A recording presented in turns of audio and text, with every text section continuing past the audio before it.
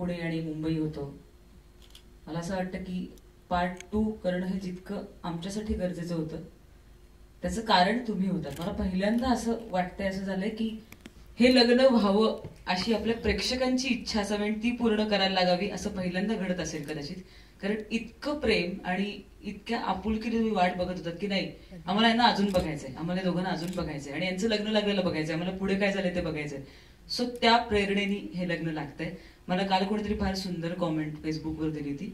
मी विचारलं की उद्या कोण कोण येणार आहे, तर आजच सकाळी तर मला कोणीतरी म्हटलं की लग्नाआधीची हळद असते ना तसं वाटतंय आज आम्ही हळदीला तरी येणारच आहोत. सो हे सगळं जे आम्ही म्हणतोय की घरचं लग्न आहे किंवा हे तुम्ही आधीच ठरवलंय याचा मला खूप जास्त आनंद होतोय की प्रेक्षकांना मनात वाटतंय की हा सिनेमा यावा, ही पात्र पुढे कुठे जात आहेत ते बघावं आणि ते आपल्या घरचं कार्य आहे असं मनापासून वाटावं.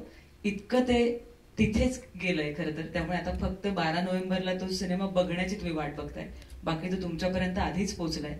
मला फार उत्सुकता आहे पहिला शो माझ्या अशाच ऑडियन्स बरोबर बसून बघायची. म्हणजे हा एफर्ट मला इतका आवडला की अदरवाईज आम्ही मित्रमैत्रिणी सेलिब्रिटी शो हे ते होत राहतं, पण ज्यांनी आमच्यावर खरं प्रेम केलं आणि ज्यांना खरंच मनापासून हे बघायचं असतं त्यांच्याबरोबर बसून हे कौतुक बघणं या इतका आनंदाचा दुसरा क्षण नाही तुम्हाला. इतकं छान वाटतंय. मी मागे बसलोय, ट्रेलर संपलं तुम्ही उभं राहून टाळ्या वाजवल्यात, इतक्या जोरात टाळ्या वाजल्या.